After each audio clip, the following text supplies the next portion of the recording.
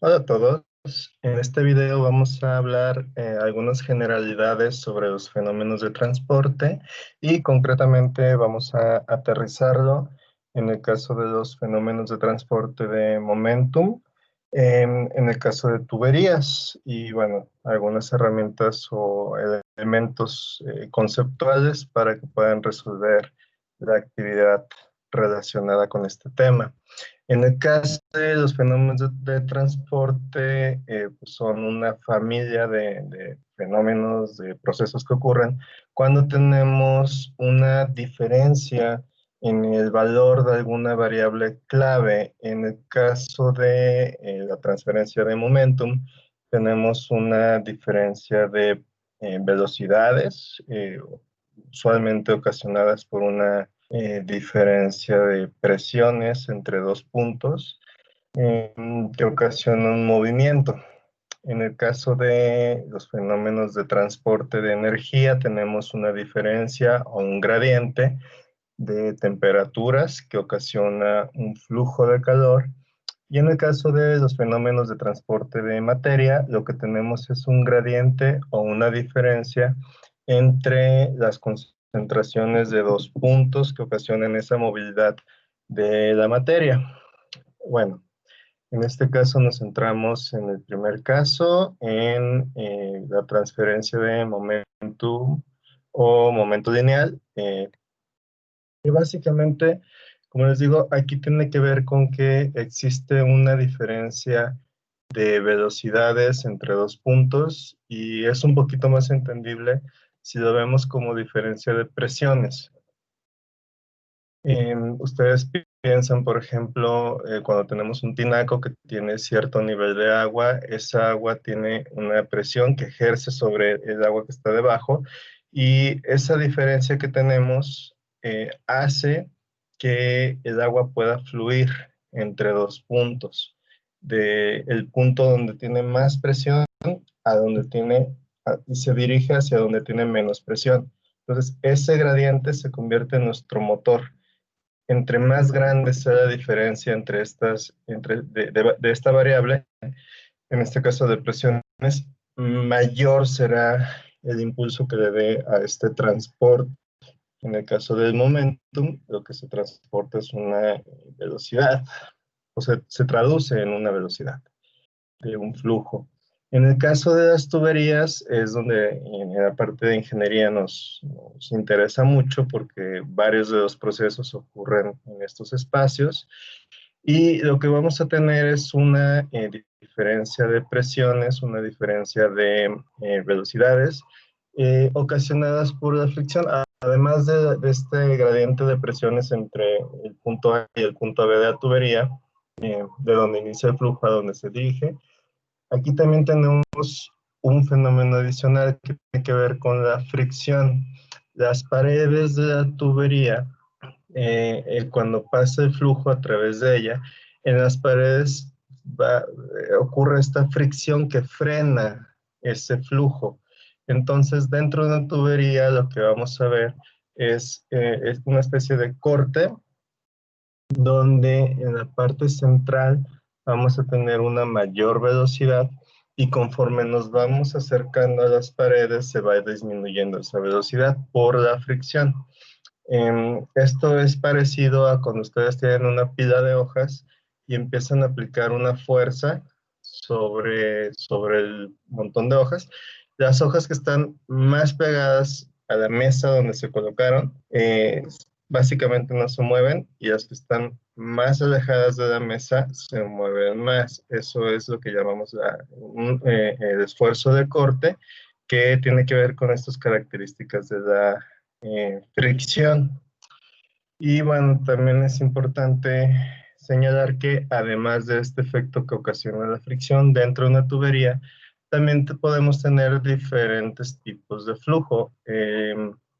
Para fluidos newtonianos que tienen una viscosidad que se comporta de una manera, digamos, un poquito predecible conforme cambia la temperatura.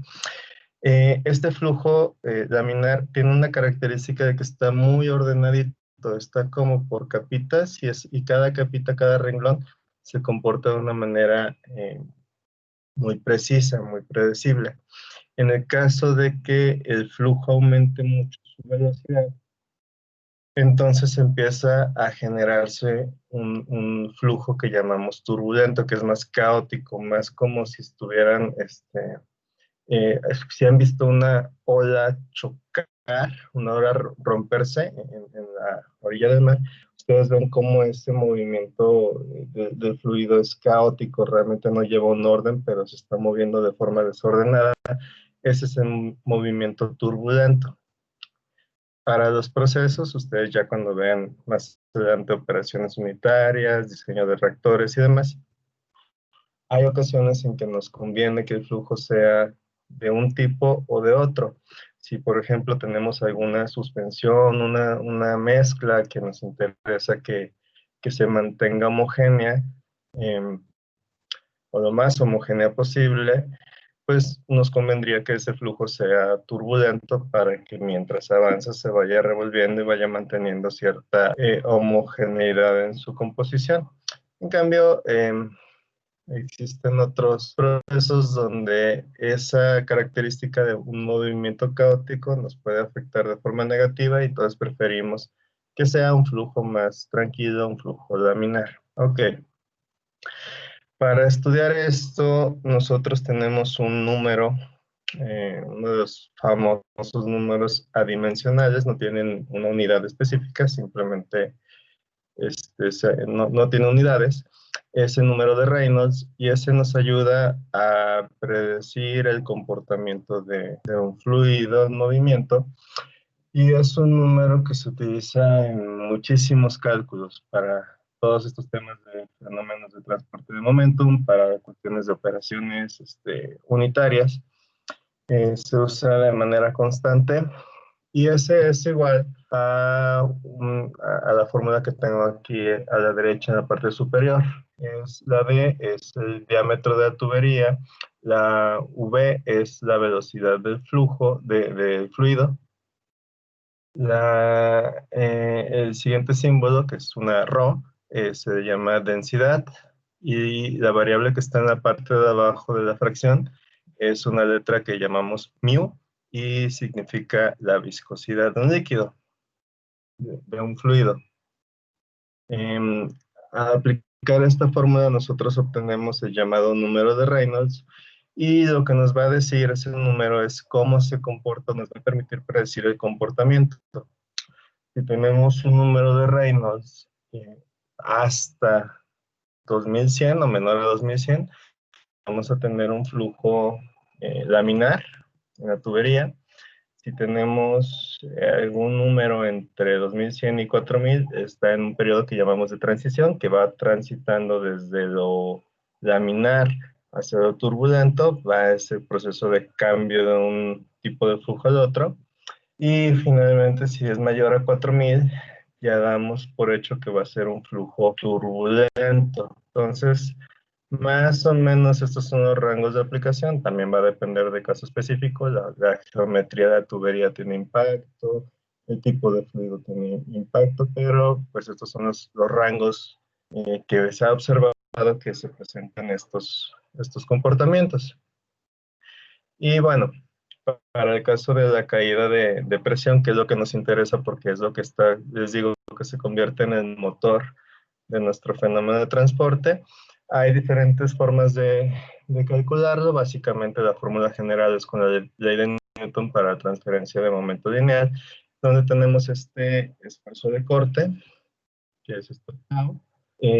Aquí, como se trabaja con tuberías, usamos un tipo de coordenadas que no son las cartesianas, se usan usualmente las cilíndricas, las cónicas, donde la R es, digamos, el equivalente a un radio de la tubería, la Z es la longitud de la tubería, entonces más o menos teniendo eso en mente, ustedes pueden como visualizar.